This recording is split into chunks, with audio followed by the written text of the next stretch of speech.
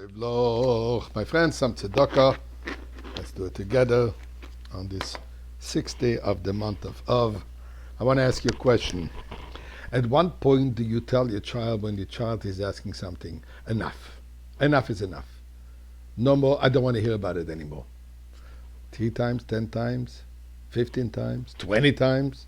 Now listen to what happens in the parsha of this week in Moshe Rabbeinu. Moshe Rabbeinu is begging God to let him get into Eretz Yisrael. I have begged, I pleaded with God. Our sages tell us that he prayed 515 times. You hear me well? 515. Corresponding to the word Va'eschanan, the numerical value of Va'eschanan is 515.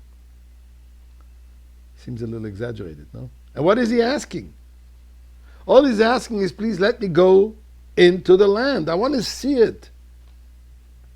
As it says, please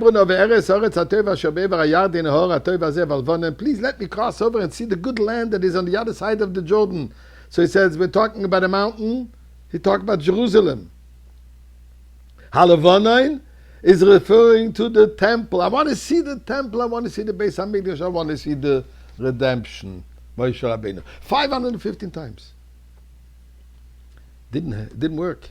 When Moshe Rabbeinu saw that the decree has been sealed against him, the Medrash tells us he drew a circle and sat inside. Then he said to God, I'm not moving from here until you nullify the decree. You will let me go. Then he wrapped himself in a sackcloth and covered himself with ashes and stood in prayer and supplication before God. God announced at every gate of every heaven and every gate of every court that Moshe Rabbeinu prayers should not be admitted. And God said to him, you will not be allowed. Oh, I'm sorry. And then it says the Medrash, and Moshe Rabbeinu said to God, if you will not allow me to enter the land, allow me as who I am, allow me at least as entering as a beast of the field, which grazes the grass and drinks water and sees the world that way.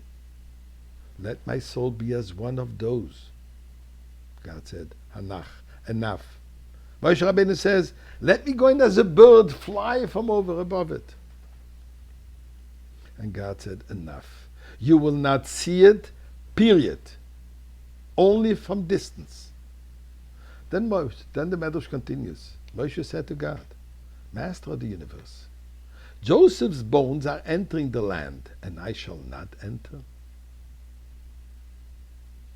And God said to him, Joseph admitted to his land that he belongs to this land. When his master's wife said, they brought us a Hebrew man, and he didn't deny it. On the contrary, he said, I was abducted from the land of the Hebrews, and therefore he shall be buried in this land. But you, when you met the daughters of Yisrael, and they said, Ish Mitzri, an Egyptian man,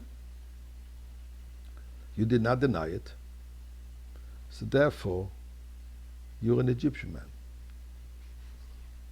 What does all this mean? What it means is as following. Moshe Rabbeinu is pleading with God, let me go into the land of Israel, and this will be the final redemption.